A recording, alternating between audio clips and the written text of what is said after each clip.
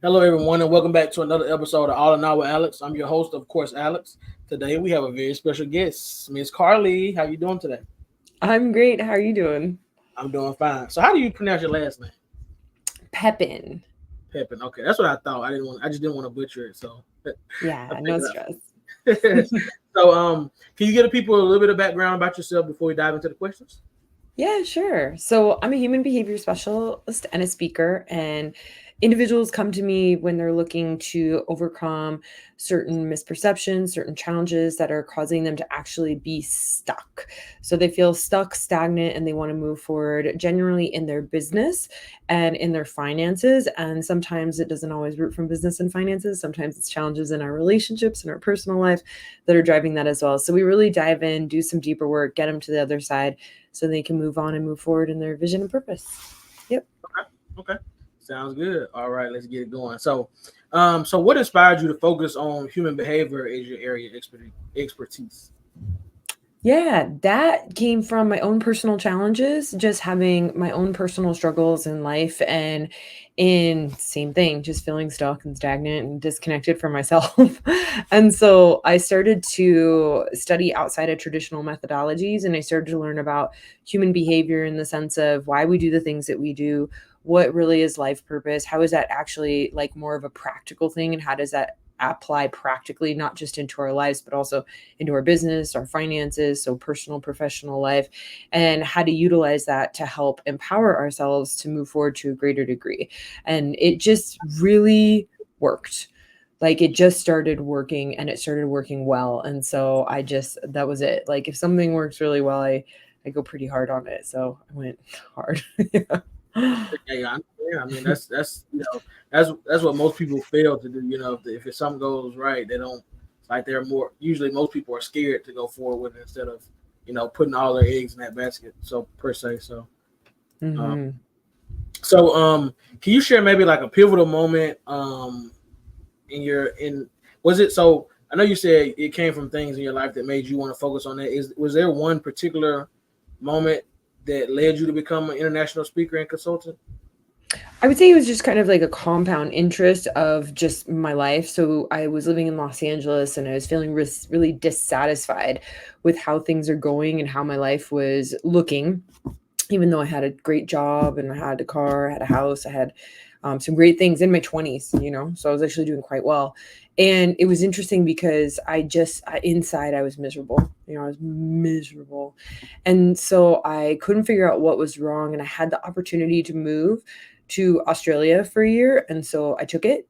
And when I went there, I thought things would get better and they got worse because it wasn't on the outside. So I was blaming all the things on the outside for my problems and it was on the inside. But when I took away everything on the outside, that was when it really hit me that it's all coming from the inside. And that's when I found my first coach, right? So I got my first coach. When the student is ready, the teacher definitely appears. And it was kind of, you think it's random, but it definitely wasn't random. Definitely was destiny to run into that woman.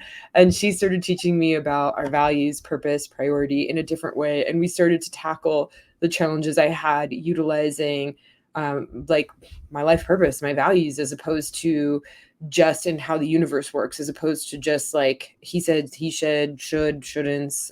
It was really cool. It was really cool. So I was having someone help me really understand who I was, and that in turn was transformative for me and giving me self like permission to be who I wanted to be. That was phenomenally transforming. Yeah. And that was like, who's your teacher? How do I do what you do? Give me more. Yeah, Yeah. right, right. Okay, Um, how do you define perceived flaws and why are they so important in personal development? Yeah, so we anything that we label as a flaw is a perception that it has more negatives than positives, more drawbacks than benefits, right? And so we'll perceive that we're missing something inside of us and we'll compare ourselves to the outside world thinking that we need to like jump through all these hoops or do all this crazy stuff to become this person that we admire. When the truth is we actually have those things in our own form, in our own unique form, right? So it was really interesting because it was I was even going through like a session today with a client. We were discussing their perceived flaw of creating an impact in the world. And then when we actually looked at how they were creating an impact, it was in the way that was most inspiring to them. And it was their family. And when they realized that, they got tears of gratitude, right? Tears of gratitude and the heart opening for the life that they created, not the life that they thought they should have, right? So that's the perceived flaw. The perceived flaw is the comparison to the outside world that we think we should have. And in those moments, we're actually discounting the beautiful life that we've created in our own form that's more important to us than these other forms. So it's really cool. Yeah. Okay. Okay. So what would you say are some common misconceptions that people have about their own behavior? Yeah, so when we think about it, there's a lot of body dysmorphia that people have. So people who look in the mirror and they see themselves one ways and they might put themselves down thinking, they look a certain way, not realizing, again, the seer, the seeing, the seen are the same. So whatever you see on the outside, you spot it, you got it. There's mental dysmorphias, people who think they're stupid, not smart enough, right? So those are often the individuals that study the hardest. What winds up happening is they're just discounting and disowning those parts within ourselves. So it's a perceived flaw. Also, it's when we think about this as well, it's like we think that we're supposed to have all of these things to an extreme that we label as good, but we're not seeing how it serves us to have the other side, right? So I say this to all lifelong learners, which usually there's some learners listening to podcasts. I cannot imagine knowing everything. I can't imagine knowing it all. What a tragedy. Like, what a genuine tragedy to have nothing left to learn. I love learning. So if someone ever told me I had nothing left to learn and I was smart enough and I knew it all, I mean, to me, that's a genuine tragedy. So I'm grateful that I have a level of stupidity in many areas of my life. I have things that I'm an expert in, and I also have things that I'm pretty dumb in, and I'm looking forward to continuing to learning about those things. So we perceive it as flaws, not understanding that, like, if I don't have all the information, I get to go sign up for a course, I get to read a book, I get to connect with a friend and ask them questions, right? Even if you love doing podcasts, you get to have different guests on and ask them questions and learn. Like, what an opportunity to not know, right? So when we see the other side of how valuable it is to not just have the knowledge and information, but also not have it, we realize that our perceived flaws are also gifts. And now we can look at it and we're like, well, is it really a flaw? And it's like, actually, it's not a flaw. It's just like part of my journey. I labeled it as a flaw because it was a misperception of mine. Right. Okay. Yeah, I definitely understand. So can you explain a little bit of the process for helping individuals transform their personal stories? Yeah, so that's part of our personal stories too, is when we think about that inner voice and how we talk to ourselves, right? Like, you might wake up and you might be like, I'm stupid, I'm, ugly, I'm this, I'm that, like, I'm not good enough, right? And we want to get the specificities of how, like, what do you perceive you're actually missing, and then find it in your own form. Again, I was working with someone today who they were talking about how they were lacking the skill of marketing. And I was like, no way, man. I mean, I've worked with her not even that long, and I can see how well she's in the marketing. But she was comparing herself to digital marketing world, where she's amazing in the live events category, right? And so when we were like going through it, I was like, okay, well, where is your form of marketing? And we could see it. And I was like, can you see how masterful you've gotten in live marketing? And she's like, yeah. And I was like, okay, cool. So she had a perception and a story that she was running that she needed to have her marketing in a digital platform. When the truth is, she has a superpower in live marketing. And it's like, okay, let's find out how you can create more business there. Right. And it's funny because when we do that, she lit up. She felt more relaxed, more relieved, because she didn't have to do something that wasn't inspiring to her in the online digital world. If you like events, you like community, and you like people, you don't want to sit in front of a computer all day. So if I pop her in front of a computer and I master her there, like, she's going to be sad. But if I put her in front where she's already masterful because she loves it, like, she's going to really enjoy it. So that's part of knowing ourselves as well. Yeah. And changing that story, not just to see where we have the gift, but make sure you're aligning with the life that lights you up, that inspires you, that energizes you, or else you just like put it aside forever because you don't want to do it. Right.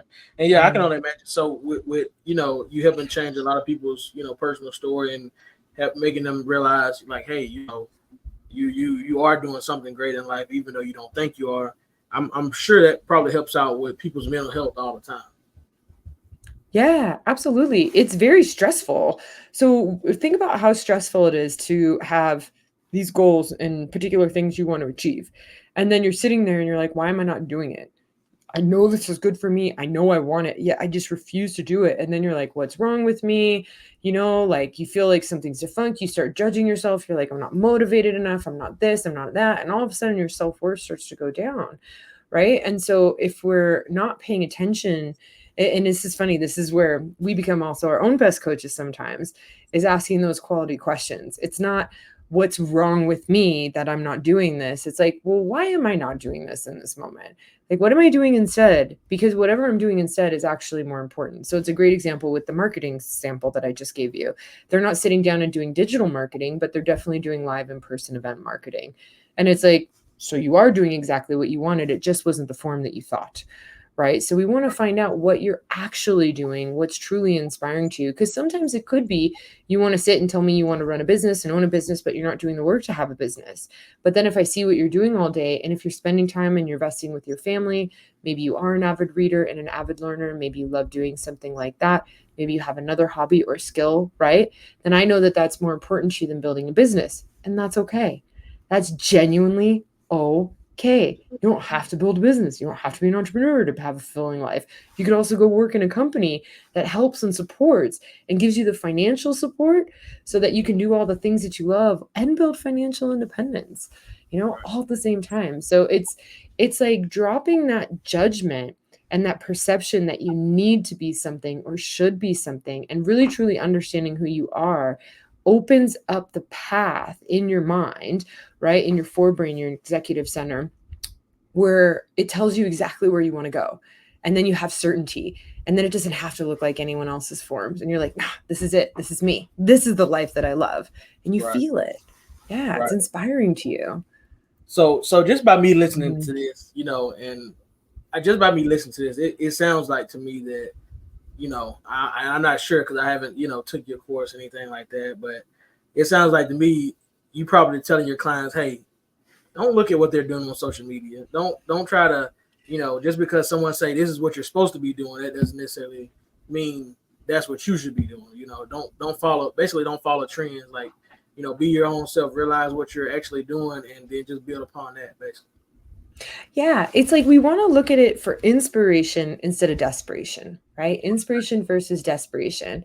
So, for example, if I'm going and looking at something fitness oriented, and I look at a picture of a woman and she's exercising, and I sit there and I look at her body, and then instead of actually looking at what she's teaching me, all of a sudden I take it back and I'm comparing myself, and I'm like, I'm ugly, I'm not good enough, she's so much better looking.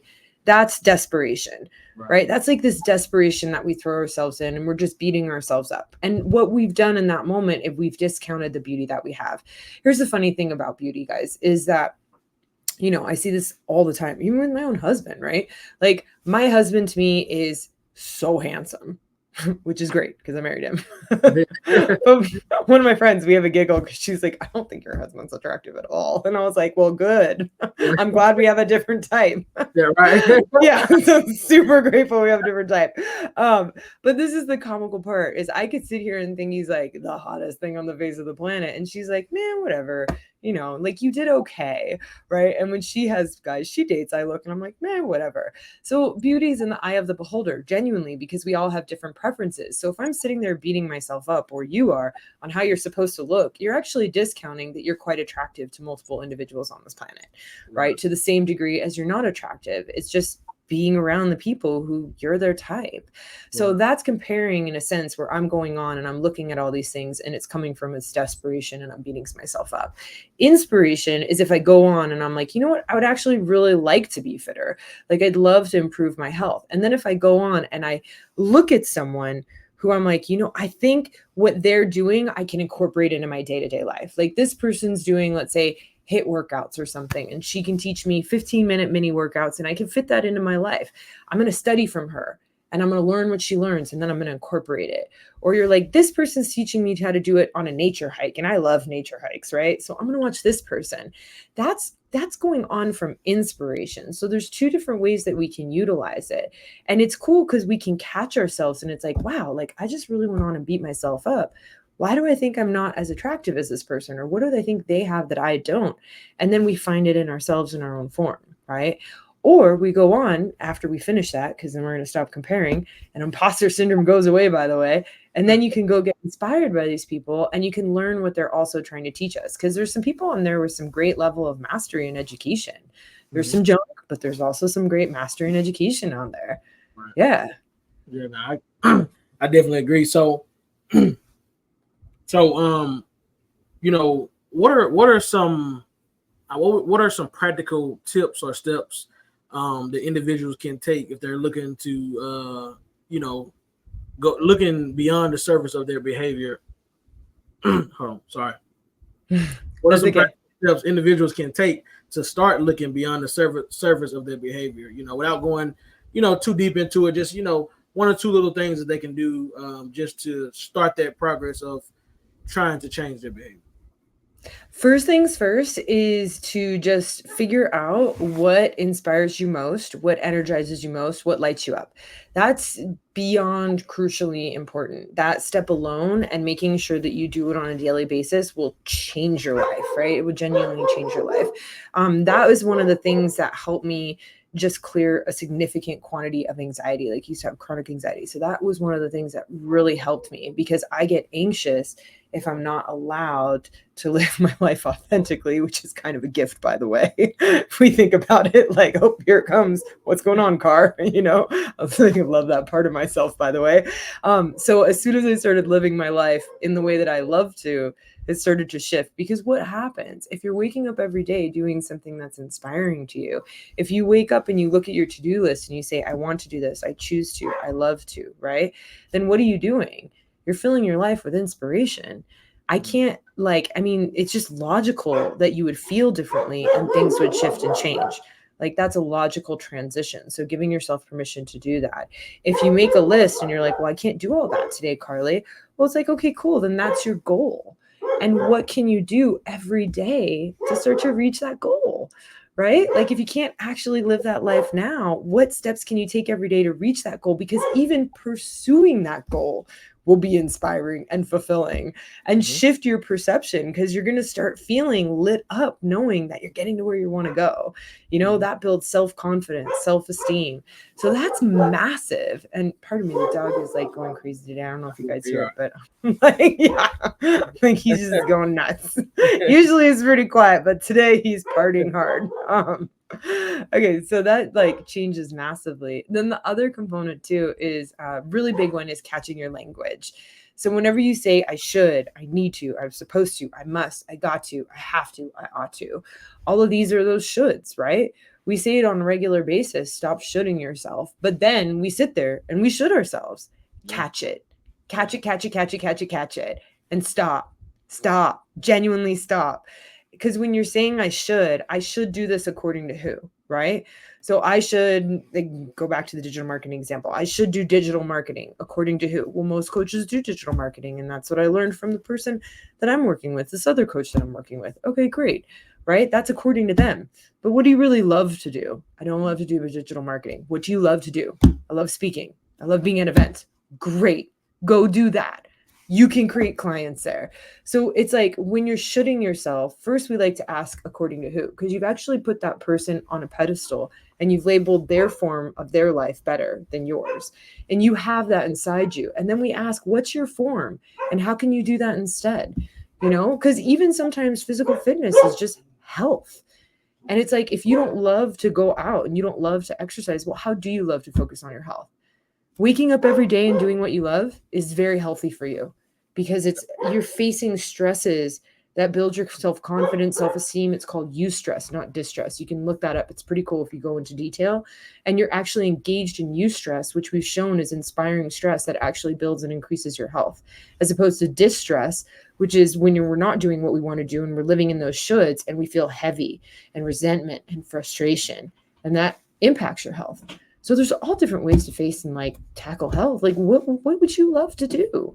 So that's a great one too. It's like, I love, choose to, want to, desire to. Those are all things that align with our true purpose and values. And if you're shoulding yourself, ask yourself those questions so that you can move forward into what's truly important to you. Okay. So, so you're an international speaker, and so how do you feel that cultural differences impact your work as an international speaker?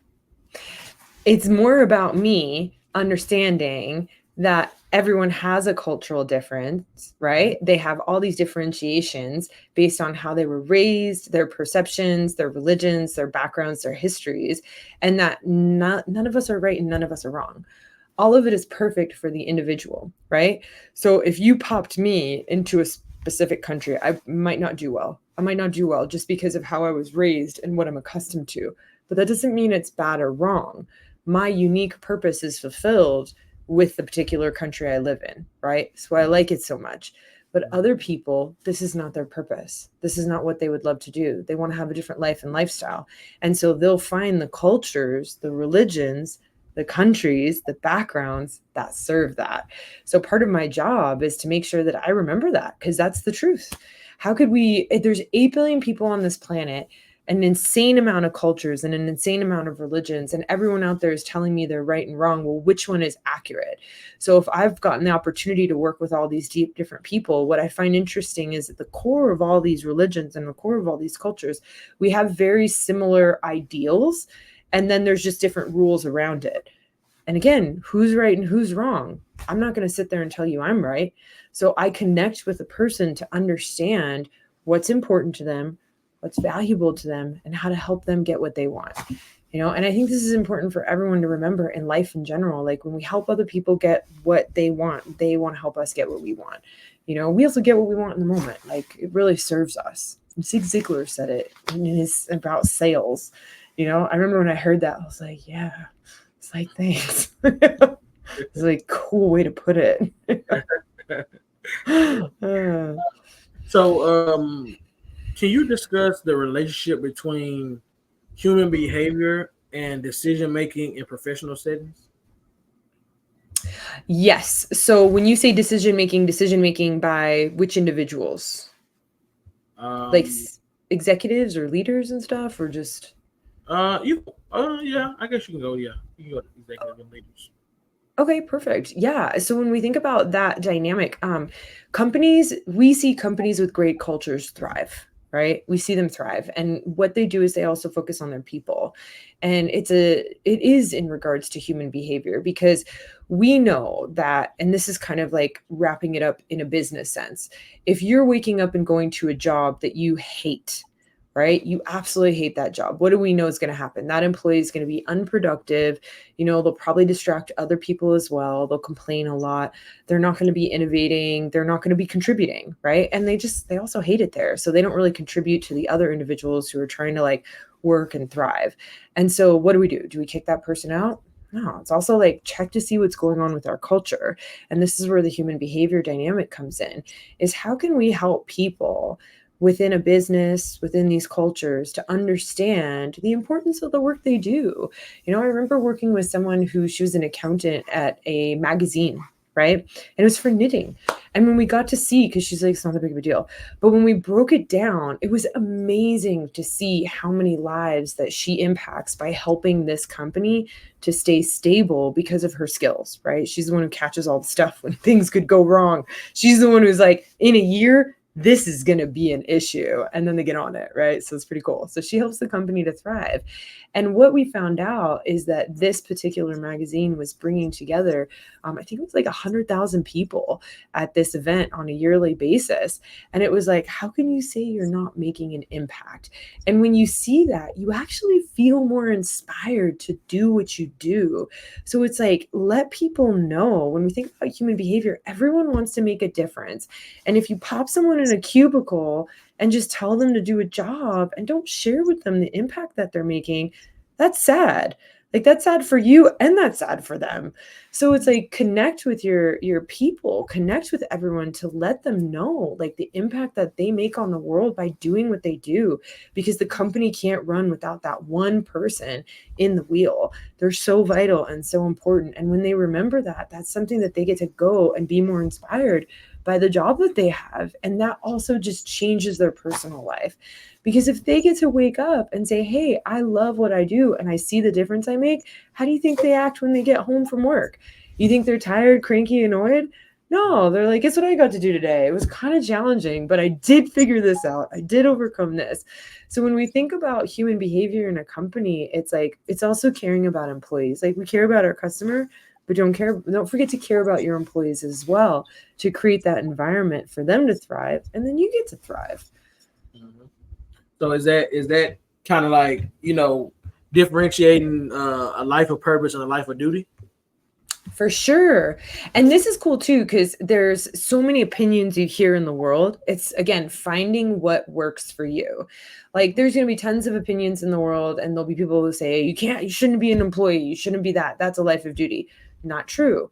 If it's inspiring to you to help build a company more than to build your own company, that's your life by design. A life of duty would be trying to build your own company because you hate it. You don't even like it, where some people are the reverse, right? And so this is where truly understanding who you are and what you love in life is so important, because a life of duty is living by the shoulds. I should do this, I should do that, I need to do that, I'm supposed to do that. Where a life of inspiration is waking up every day and saying, this is what I would love to do, this is what I choose to do, this is what I desire to do, and going out and doing it, whatever that looks like. Mhm. Yeah. First, you got to figure out you. Nobody can tell you what to do or how to do it. And eventually, some of it, someone sometimes might tell you what to do, and some of it might stick because they might have like guessed appropriately and it was in alignment with your life purpose and they got a hit. But you'll also notice that when you go out and you do the shoulds, right? A lot of them don't work out. A lot of them don't work out because it's more, and you're like depressed and you're sad about it, because it's more about what inspires us. And that does take some self-reflection and some time to figure out, but it's worth it. Is it's the difference of how you feel every day. Mhm. Yeah, yeah, no, I agree. And you everybody at some point probably sees that in their life. I know I do it all the time. I need to do this. Mhm. I need to do that. You know, but one thing that I did say I need to do, I was like, I need to, if I'm gonna actually be a podcast and I'm gonna do this, I need to take it serious. I need to do it, and I just need to keep going. And so that's this year. That's why I made the conscious effort to just start filming, keep recording, keep going. And I think I'm probably at like, I don't know. I think I got about a total of like 100 episodes this year alone. Um, Mhm. and before that, I probably had 10 episodes for the last 3 years. So I had to get serious on it. I just put my mind to it, and I said, yeah, I got to do it. I got to do it. Um, but yeah, um, so how has the understand how no how has your understanding of human behavior evolved throughout your career? Yes, it's more and more realizing just how unique we are.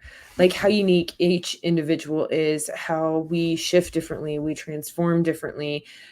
Even just going through one session with one person, each one is so different in how they process something, how they view the world. And it's amazing. And I think what has been really amazing on this journey is realizing how spectacular the human race really truly is. I know that we have our challenges, but it's also part of what makes us magnificent, is like everything that we go through and how we overcome things and get to the other side, and how we innovate and how we transform our lives individually and as a society, as a whole, as a planet, right? It's actually quite inspiring. And when you get to speak with people and see how it was created. And it's not created from this space of only love, like only love in the sense of like, support, right? It's also created in a sense of love from challenges, from things that we've gone through that have been hard, that we want to shift or transform and make a difference in the world because we went through this. So we want someone else to experience something different. We want to help them get to the other side of the same challenge, right? And so that's real love right there, is that seeing that it's not just support that's love, it's also the challenges that are also love, and that we get that on a regular basis. It's hard sometimes for us to see it in the moment because there's a lot going on. And no one ever taught us how to do this growing up. This is not like normal education, but it's like how all these things, yes, serve us, right? And how to move through it. But fortunately, we are living in a different world in this degree as well, where we have access to more education, information, where I know not just myself, but others are teaching people how to shift their perceptions, their mindset, so that they can view the world differently as well. And when we apply it, it really makes a difference in our lives. Yep. Yeah, I would agree. So, in your work, what role do you feel like that empathy plays, and how do you cultivate it in others? Yeah. So when you think about empathy, right? It's and this is a cool one because there's empathy and compassion. The origin of the word compassion, passion, actually, if you look at the etymology, means to suffer, right? So that's why I don't say follow your passions. I say follow your inspiration because a passion is to suffer. We actually only see only pleasure with a passion. So it's all pleasure, no pain, which we know life doesn't give you all pleasure, no pain. Life has both sides. So a passion will make you suffer if you're only seeking pleasure, but inspiration is facing challenge with support, right? So that's why I say inspiration. Compassion is to suffer with, right? So it's really cool because this, if we have compassion for someone, we're actually suffering them because they are reminding us of an old wound, an old challenge, something that is unresolved inside of us, and we're trying to save them from it. When we clear that part inside ourselves, we'll stop trying to save someone from it. And instead, we have empathy where we understand what they're going through and we will be supportive to a certain degree, but not so much that we would paralyze them with support.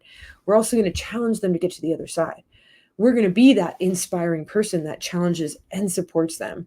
So, empathy is a great understanding of what one's going through without over supporting them because you're trying to save them from a circumstance. We look instead how to empower them. It's really cool because it's cool. I mean, I love obviously personal development. I mean, I'm sure it's obvious by now, but I love like when we get compassion and it's like, oh my gosh, I'm trying to save this person. What have I not worked out in myself that I'm literally trying to save this person from their life existence, their own personal challenges that they're meant to go through? Like, how can I clear that within myself so I can come forward and help them with a more balanced perspective? Right. And it's cool because you really can help someone with a balanced perspective and help them to get to the other side when we're not emotional about it. We get rid of the emotional attachment and those emotional highs and lows, and we're more objective. And that's where like empathy comes in, where it can be quite a helpful tool. Yeah. Okay. So, with the work that you do, I'm pretty sure you get a lot of people that are, kind of hesitant, about it. So how do you address, skepticism from individuals who may be resistant to change? Yeah, we find out why. So this is what when I say I love finding out about people and how amazing and magnificent we are. This is one of the things that makes us magnificent. If in the moment you're resisting change, there's a reason. The circumstances you're in right now are providing you one or many things that if I help you create the change in your life, you're going to lose. And you don't want to do that. So I like to go in and find out why you're resisting the change, what you're going to lose, if we can find a suitable replacement for it. Because sometimes someone will be like, well, I'm resisting the change to becoming a full-time entrepreneur. It's like, well, what are you going to lose? Right. And I was doing this work with someone. It's like, well, I will lose my income, which to them was significant. And so it's like, okay, do you have an alternative source of income yet? And he said, no. So now he's working on the alternative source of income. So he stayed in his job. He's working on passive investments and other things that can build an alternative source of income. Because why would I want to rob him of his like wealth? Like, that's not cool. And then also finding like a strategic way to slowly even integrate this new business while he's doing all that stuff in the background. Right. And so it's like finding why you have the resistance and then coming up with a strategy and solution to make the change at your own pace in your own form. Right. Because we want to find out what the resistance is. I mean, I would have cost that guy like tens of millions of dollars. Not cool. Not cool. So do I want to sit there and force him to change? No, not cool. Like, thank you for letting me know that's why you didn't want to change. And let's work around that, please. Well, you help them build a plan, though. So that's what it's about. Building a Yeah, I don't need change right now. Yeah. No, don't just go tomorrow and quit your job tomorrow. Now, yeah. But when we're frustrated, like he was frustrated with himself, and he was like, "I need to do this now. Why am I not doing this? Why am I not following this? I know I can do it. He can do it." But what it would have cost him, it just wasn't going to work. So it's like, how can we build the business strategically? So instead of you taking a gap in your income, build the business while you're still creating the income in this way. So you're doing it simultaneously. So one doesn't rob the other, right? First, find out your strategy. If you're beating yourself up for not wanting to change, find out why you're doing it. And there's a genius. There's some genius behind there, and you can thank your intuition. That's right. That's right. So let's see. So what advice do you have for individuals struggling with imposter syndrome? Yeah, so this is cool because we've talked about this in different ways. So we'll kind of compile it again in another form. So it'll help you just really implant where this comes from. So imposter syndrome is simply that comparison. It's that dysmorphia we were talking about. You watched the Instagram video, you watched a movie, you saw someone else, you met someone else, you saw someone speak live, right? And all of a sudden you perceive that they have something that you don't. That was your perception. And then the imposter comes in, and the imposter says, I'm not good enough. I can't do this. I don't have what it takes, right? When the reality is you have it, you just have it in your own form, right? You have it in your own form, not the other person's. And so it's pretty cool because it's like when we look at even human behavior, right? Everyone has a level of human behavior and expertise in their own lives, in their own forms. Any parent out there, I know you know human behavior. Like, I just know it. If you're a parent. Also, if you're a kid, how many times have you manipulated your parents? Like, that's us understanding human behavior. So you can go back and look where you have a level of understanding. It's just we forget because some things we're doing every day over and over and over again. Right. So it's kind of when that imposter comes in, we're looking on the outside saying they have something that we don't. Anything that you see on the outside that someone else has, we have as well. The imposter also comes in when we're really frustrated with people. And what winds up happening is like, I could be really frustrated with someone. I could be angry at them. And then I say, you're a bad person. I'm a good person. That's an imposter. There's actually like an imposter because there's a persona that I've put on. I'm hiding again that I have the same thing I see on the outside on the inside. Everyone loves when I tell them that they have the good things that they label good. All the things they label good, when I say you have that as well, they get so excited. But I'm like, but wait, that goes both ways. You also have the things that you don't like. Here's the thing. The reason why you don't like it, right? And then when we try to deny it, that persona comes in, which is an imposter. It's not who you really are. It's not your authentic self. The reason why we deny it in ourselves is because we have guilt and shame for the times that we've done it as well. We can't understand why. And this is where I say love, true inspiration comes from being able to have challenge and support in our lives, right? When we think about the people who supported us and over supported us, you can go back and look and you'll see that there's a certain level of paralyzation that comes in with that because they made us really comfortable and we didn't push ourselves to grow. But the challengers in our lives, the ones that really pushed us hard, those are the ones that got us to step outside of our comfort zone, to use our voice, to speak up, to do things we didn't think we could do. And so when you really look at that and you look at that like lifestyle, you're like, oh my gosh, well, what am I meant to be? You're meant to be both. There's going to be moments when you're challenging and moments when you're supportive.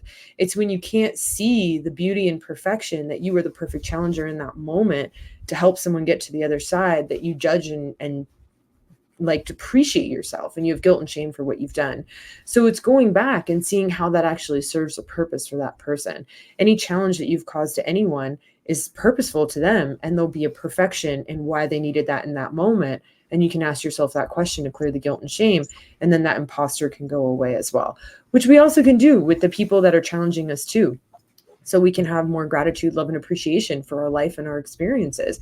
We say, it's like, well, how is this actually helping me to grow right now? How is this helping me to evolve? How is this helping me with what's important to me going through this particular challenge? And then when you see it, you're like, okay, I got it. It's hard, but this is what I actually wanted. Like, this is going to help me get to where I want to go. Okay, I could do this. I got this. Right. So, us being humans, we tend to fall back on what we were already doing before because it was a habit. It was what we were used to. It's what we've known. So how do you help clients maintain their progress and avoid falling back into their old patterns? Well, we want to see what the old patterns are because sometimes we're judging them and labeling them. I had a client who wanted to start delegating more things, but they kept falling back and they were judging themselves because they kept mowing the lawn. And they're like, I just don't have the time, Carly. And I don't know why I keep doing this. And it was something incredibly frustrating to them. And they're like, I'm paying other people to do other stuff. And I was like, okay, well, why are you mowing the lawn? And when we got down to it, what was amazing, it was a really meditative moment for him. And he got some amazing insights and some amazing business ideas and things that he could work with his clients on. And I was like, well, why would you want to stop that? Like, obviously, like that's your quiet time to get what you want. I know some people, they get it when they take a shower, right? Like one of my clients, she has one of those little waterproof notepads because she gets great ideas in the shower. It's hysterical. But some of our habits are actually there because they're serving us. Find out what it's doing first before you keep beating yourself up and saying, I need to get rid of this. Because at the end of it, if it's something that's really helpful, like then you're going to want to hold on to it. If it's something that's helpful, but also causes some damage. So for example, I had a client who had eating disorder, right? And when we found out what they were eating, we found out they were eating those specific foods because they actually had like some anxiety. And these specific foods are known to actually calm anxiety down. So it's not really that they had an eating disorder. It's just this was the best tool that they had right now to lower their anxiety. And so it was like, all right, let's find alternative options. I mean, we obviously did the work on like the root of the anxiety, but you also want to find alternative options to help you that could be of assistance, because if you don't, you'll just go back to the same thing. So that's another reason why you want to find out what it's doing for you. Because for example, if it's a habit that could be more destructive or, challenge your health, it's still giving you something. And then find alternative solutions that are healthy that you're willing to implement, that are inspiring to you. And that's pretty cool. Like I said, we're geniuses, and we don't even realize like the strategies that we have in place to help ourselves until we ask the quality questions.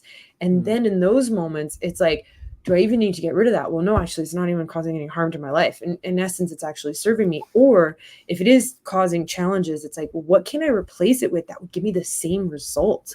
That would be something that inspires me. And do a lot. Give yourself multiple options. So whichever one works best for you, you could be like, that's the one. Those are going to work best. And you can utilize multiple things in multiple times. Yeah. Right. Okay. So what message do you try to leave with individuals who attend your engagements, who book your consultations, or even the viewers that's watching the podcast? Like, what message do you hope to leave them with? Yeah, everyone on this planet is capable of and deserves to wake up every day loving their life. Genuinely, every single person. It's part of what we're destined to have. So it's sometimes people say, well, like I'll never have it or I can't have it. BS, genuine BS. Like you pay attention to what's important to you, prioritize it every day. If you can't prioritize it every day, figure out how you can create a life that could help you prioritize it and work on that. And that, again, that in itself is fulfilling. Every person on this planet has that right. And I'm telling you, like from someone who just felt so life is awful, life sucks. Like, why are we here? What is the purpose? What is the meaning to like, oh my gosh, life is like so inspiring. That's a huge transformation and a huge shift for me. And I'm telling you, like, it's like everyone can have that. And it does take work, but it's just the reward in itself. It's like, it's not something that you're going to give up. Once you get a hint, you're like, I'm not giving this up. I'll do whatever it takes to keep this going. Yeah. Right. So if anyone wants to, book you for a consultation, if you offer courses or anything like that, or if you have a book that they can find, where can they find all this at? Do you have like a website they can go to and find all this information, or? Yeah, so they can go to my website, carlypepin.com. That's perfect. And then it has the workshops and then all the social media links and direct contact, all that fun stuff. Okay. Okay. Perfect. Well, I definitely want to take this time to tell you that I appreciate you very much for taking the time out your busy schedule to come on and have a chat with me and talk with the audience and give them different tips on, personal personal growth, personal development. And hopefully that helps with some of their. Hopefully they take these few little tips, run with them, and it helps with their mental health. In addition to that, so that way we can, create a better person to create a better life and create a better world for the future. So, yeah, thank you so much for having me. This was inspiring. No problem at all. Everybody that's watching, you guys, you go to Carly's website, carlypepin.com. All the links will be in the description, and if you're listening to the audio version, it'll be in the show notes. But you guys have just watched another episode of All in All with Alex, and we'll see you guys on the next episode. Peace.